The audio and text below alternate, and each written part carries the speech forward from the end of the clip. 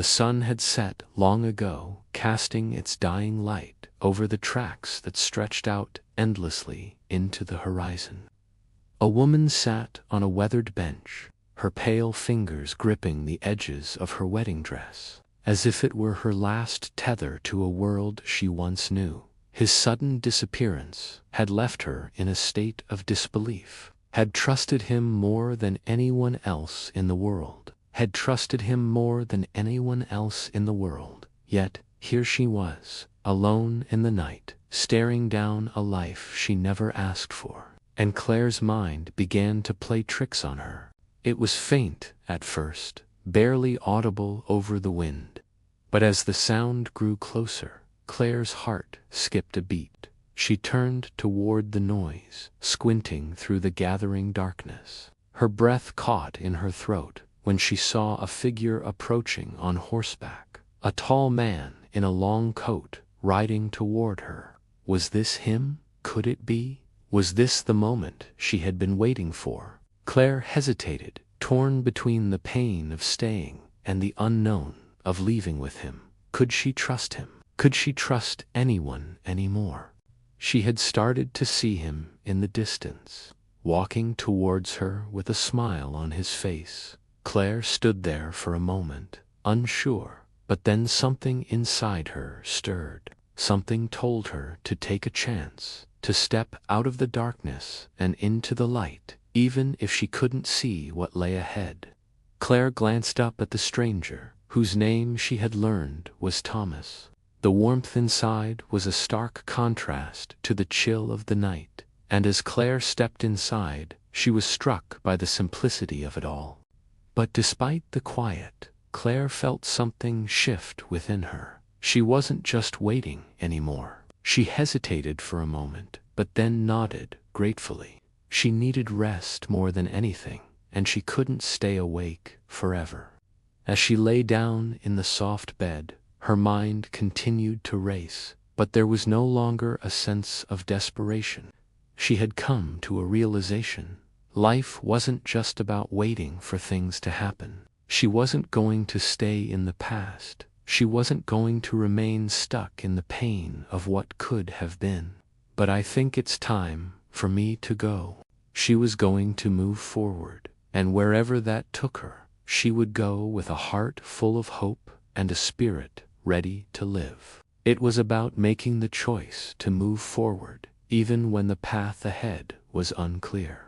She had no idea where her journey would take her, but she was ready.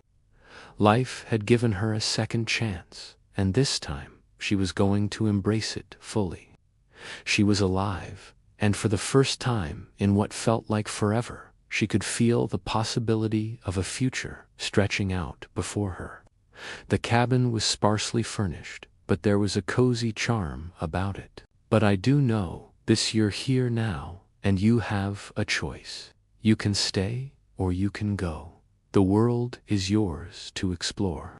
What will you choose? A fire crackled in the hearth, its light flickering across the room.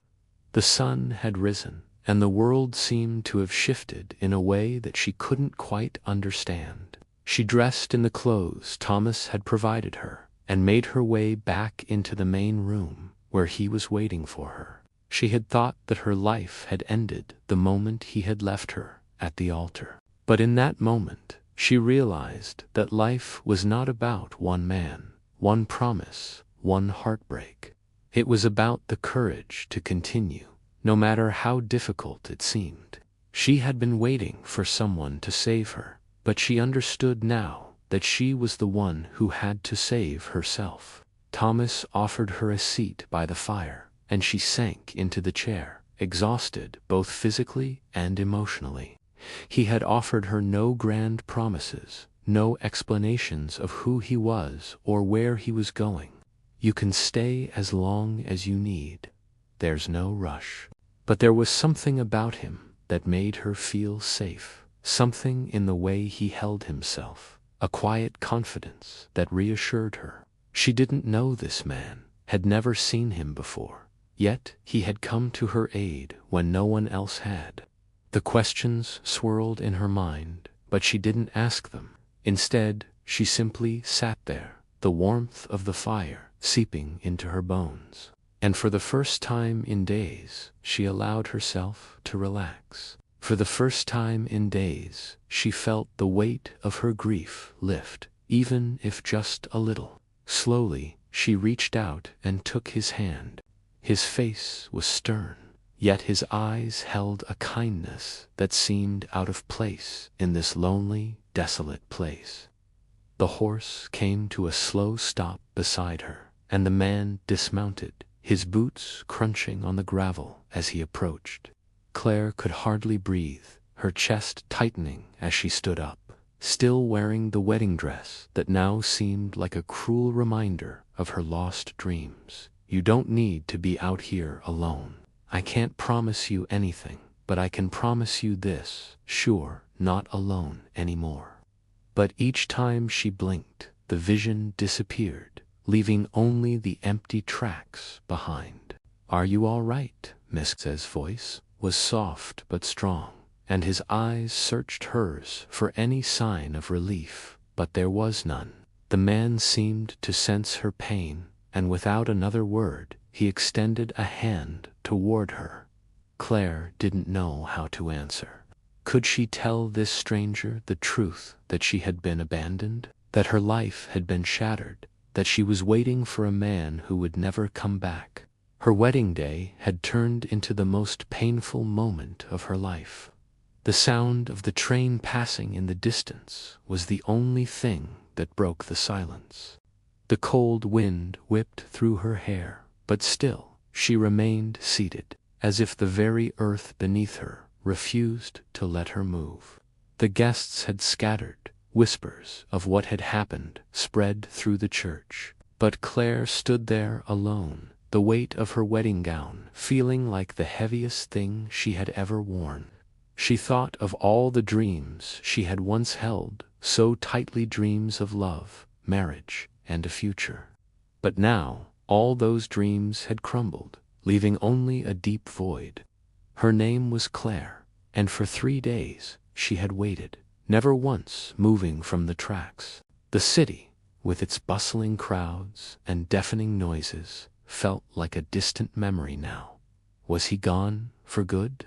Had he truly chosen to walk away from everything they had planned together? The thought cut through her heart like a sharp blade. The pain was almost unbearable, but she could not bring herself to leave. She couldn't let go of the hope that somehow, some way, he would return. Maybe he was lost, maybe he was hurt, but surely he would come for her. He had to. Here, in this desolate place, she waited for a man who had promised her forever, only to vanish on their wedding day. Her heart ached with every passing hour, but the silence of the night seemed to echo the emptiness she felt inside.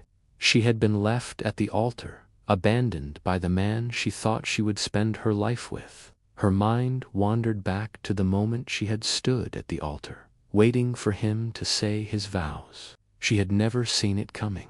As the second day of her vigil came to an end, Claire began to question whether she was waiting for something that would never come. By the 3rd day, Claire was no longer sure if she was waiting for him or for something else, some kind of closure, a reason for what had happened, a sign that all this was not just a cruel joke. Then, just as she was about to give in to despair, she heard the sound of hooves. But as the figure came into focus, Claire's heart sank. It wasn't him. The man was a stranger. The man looked at her with a mixture of pity and concern. I'm fine," Claire finally managed to whisper, though she knew the words were far from true. "Come with me," he said gently. Her heart raced. What was this? Who was this man who spoke with such certainty? The man's hand remained outstretched, waiting, and just like that, Claire's waiting ended. But this was only the beginning of a journey that would change her life forever. As they walked away from the tracks, the air seemed to grow warmer, though it was still a cold night. Thomas led her to a small, modest cabin not far from the tracks, tucked away in a quiet corner of the world.